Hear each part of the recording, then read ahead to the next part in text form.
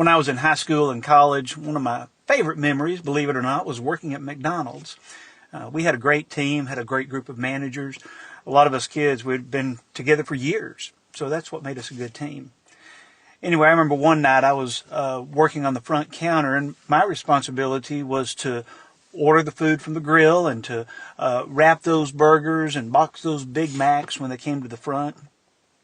There was a storage area underneath the heating element where we kept the boxes and the wrappers, and I was getting ready to replenish. I opened the door, and when I went to slide it shut, it stuck. And I pulled and pulled and pulled, and it came loose. And when it did, it came with such great force, it slammed my finger, and it hurt. And I looked at my finger, and I could see the blood filling up underneath the nail. The entire nail turned black, and it was so painful.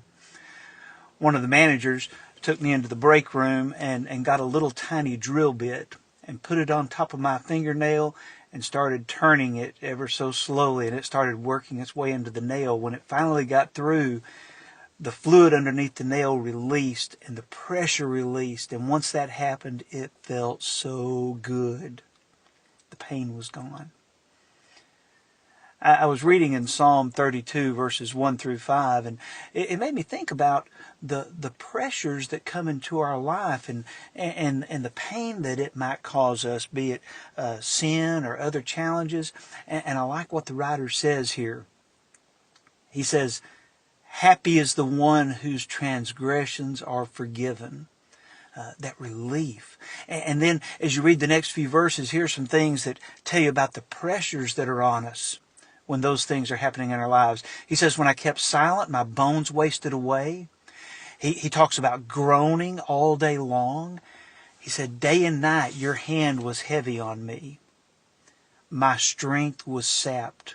And then I acknowledged my sin to you, and you forgave the guilt of my sin. I don't know what pressures you might have on you right now. It could be pressures from a sin issue. It could be pressures from a family issue. It could be something else, and it's really eating away at you and causing you pain, either physical pain or mental pain, anguish. There's relief. Maybe at the start of this year, it might be a good time to make those things known. If it's a sin problem, let the congregation know. Let God know. If it's another issue that's not a sin problem, still share that with the congregation. Imagine the relief you will feel knowing that hundreds of your forever family are praying about something that's hurting you. And I hope it brings relief. I know it will. I want to go to heaven, and I know you do too.